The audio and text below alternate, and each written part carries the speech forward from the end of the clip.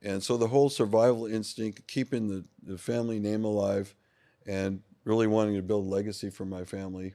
It was that unstoppable mindset.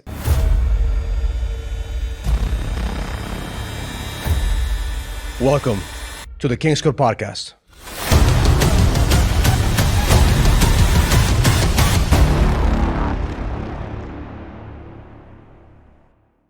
Welcome to the King's Code Podcast. My name is Raul Velasquez, and today we have a very special guest.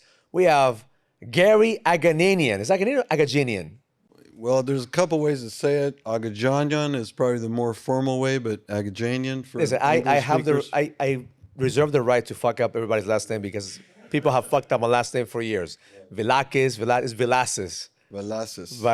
But I know I appreciate when people at least try to say it. So I'll try to say Agajanian. Agajanian, But listen, that's you and good. I go way back for about 5 years ago, 3.5. 3.5. Okay, yeah.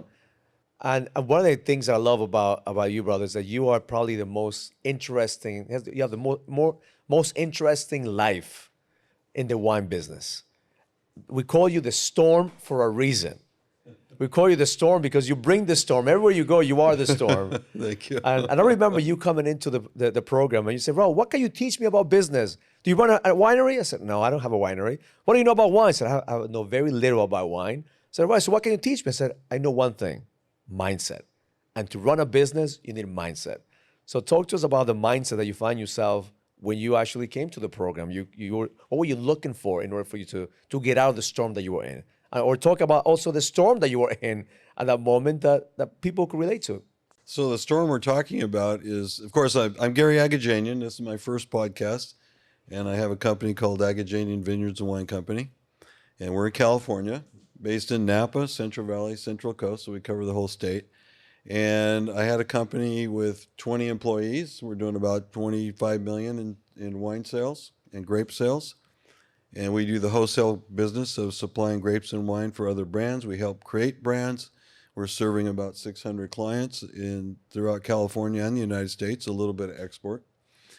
And right before we met, what got me into the program was literally some firestorms that really started hitting in California in 2017, 18, 19, 20. But the 2017 was the most devastating for us. We lost a lot of grapes that we couldn't buy. We actually tried to help a lot of our growers and make wine out of it anyway. That grapes that we weren't sure if they're going to be smoke tainted or not. There weren't any testing systems back then. And we didn't know, but we figured, the market's good. We're good at what we're doing. We'll bring this in. We'll help these growers.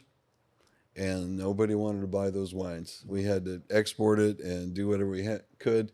And we sold for pennies on the dollars, and that just lost us millions of dollars. So a literal storm, you were hit with a little storm.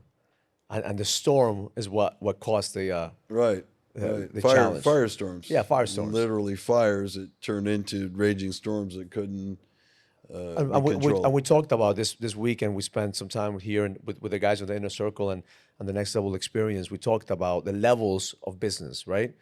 And how, $25 million in business, running a company, you already have 25 employees. At that moment, you probably thought you made it, right? Thought we were doing pretty good, and I still wanted to grow. I still wanted to innovate, do new things, and be a little bit bigger, to have the stability of a staff and be able to the goal of creating a mid-sized company that would be able to run in my absence if I wanted to take some time off. And actually, that was a year after working for over 3 decades of building this business. That was the first year I really took real vacations. Went to Europe and different countries, and I was taking time off in the summer when it's usually our busy time. And I even took a trip right at the beginning of grape harvest, which is unheard of, to be able to get away. So I'm thinking I've kind of made it. I wasn't, maybe almost semi-retired. And I felt, that's pretty good. I got a good team. I got these people, managers, people smarter than me in what they do, like the winemaker or the business manager or even our grape manager in Napa. I mean, these guys been doing it for 30, 40 years. They know what they're doing. So I felt like, okay, I've created this thing and I can go. And I started, and that was that fall when the fires really started hitting. And it taught me that I really didn't know how to really run a bigger company. You were not anticipating something because you couldn't anticipate that. I mean, that, you have to look at that as a natural disaster. But Anyone would think, well, you had insurance for that, right? You have insurance, you cover. So walk us through what happens in that industry when you have insurance. So there's things in policies that you think you might be covered for. This is one of the lessons is when you get a 78-page insurance policy, most of us don't read it. We listen to our agent, who's the salesperson, and he basically lets you think you're covered for all kinds of things. Even verbally will tell you, oh, you're covered for smoke and taint and fire. Okay, great, all right. All right. No, wasn't true. We read through the policy when the things hit the fan, and I wasn't covered. Wow. Wow. That's a huge lesson because that, a lot of people, we hire people to tell us, that we're covered, but if we don't read the fine lines, if we don't have somebody checking and verifying, sometimes this happens and then you find yourself that you were exposed. So, knowing a little bit about your story, everybody told you, well, you should declare bankruptcy. You should just, get out of the business, right? And once you came to the program, you find that certainty in your mind. What made you keep on going? What was the thought process inside of this? And no, I'm not going to give up. I'm going to continue to push until the end. So I think I've always had that instinct of survival. My grandparents came over as immigrants, and my parents grew up in the Depression. So the work ethic was always in us. And this whole, part of my lineage is the survival instinct to go through those hard times. And I look back at my grandfather who came here with no English skills, no money. He actually got a job in a winery in Central California. And he wasn't necessarily a winemaker. He just got a job there because he was a farmer back in Armenia.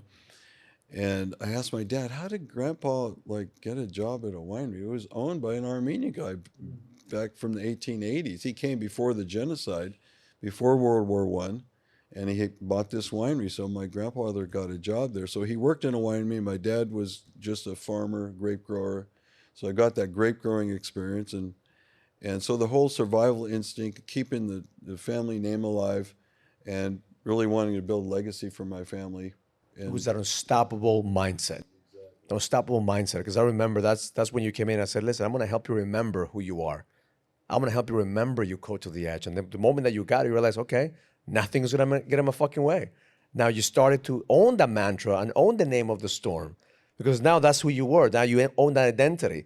And from that moment of knowing, okay, I'm going to finish this. I'm not going to give up. I'm not going to file for bankruptcy. I'm going to fight. How long until you actually are where you are right now, which now you're in a place of, okay, now that is done. The storm is finished. You settle. Now you get to play at a different level. What was that gap? How many years? It was like 2 years of being in shock and dismay and not knowing what to do. I probably wasn't a great leader for my people. I had to lay off about half of them to kind of cut our cost. And fortunately, I'm left with my 18 people. So one of my blessings is really having good people to rely on. When I had those weak times where I couldn't fully engage, I mean, I built the company like a lot of us as workaholics, working 6-7 days a week, 18 hours a day, whatever it took to build a company. And sometimes that, I did go through a divorce 10 years ago before all this happened. And my workaholic situation. I didn't think I was at the time. I'm doing this for my family to make money is what we all say. But the reality is I wasn't paying attention and it kind of hurt my marriage. But, I got through that. But this was another hit, financial hit, which I figured, maybe I wasn't good in a marriage, but I'm good in my business, right? It keeps growing. And in business, you usually have paradigms of things you can follow where, hey, if I make enough sales calls, I'm going to get more sales, and I get more sales, I can have more people and more product, more efficiency, whatever.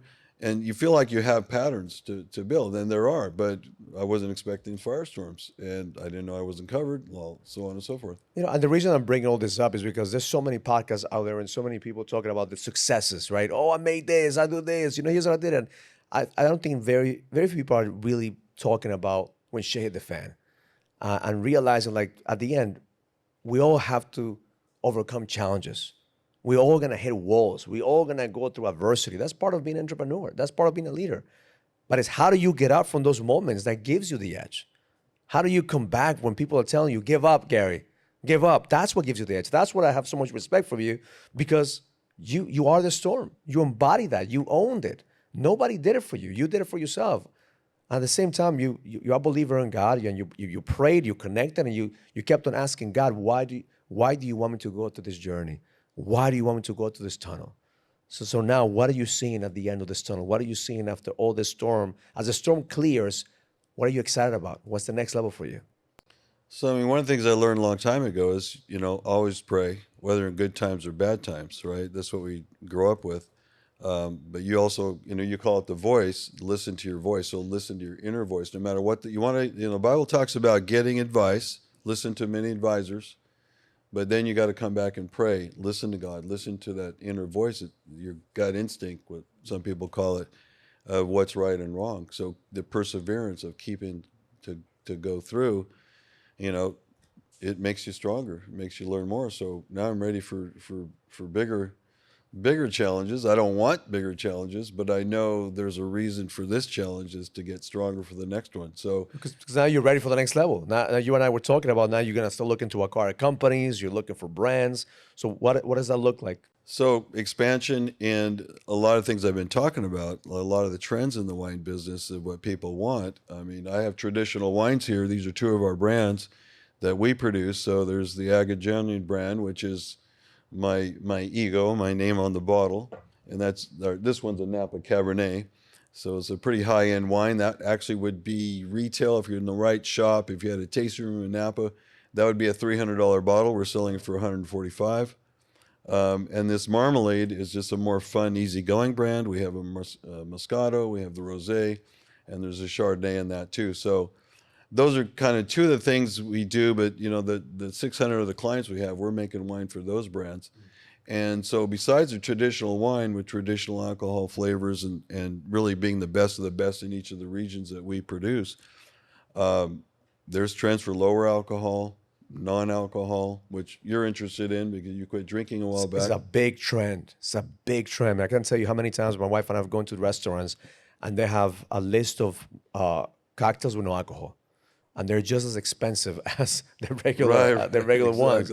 And there's beer with no alcohol. There are wines now with no alcohol. That's a big trend because, the people are more health conscious now. I started tracking with my Oura Ring what alcohol does before I go to bed. And every time I drink after a certain hour, like I can't sleep. I think I sleep, but my body doesn't register sleep. Like my heart rate goes up. My REM sleep is almost none. And when I wake up, my sleep score is like in their 60s. I'm like, no, I need to do better. So what I'm seeing as far as expansion goes is not only wine, but I have invested in a beer company. I've invested in a distilled spirits company, and I got them to go into some non-alcoholic products because craft spirits is taking a lot of the business. Really, actually, a lot of the craft spirits are taking more away from the beer sales. And wine is still pretty steady and strong, but my vision now is to become a beverage company, not just a wine company.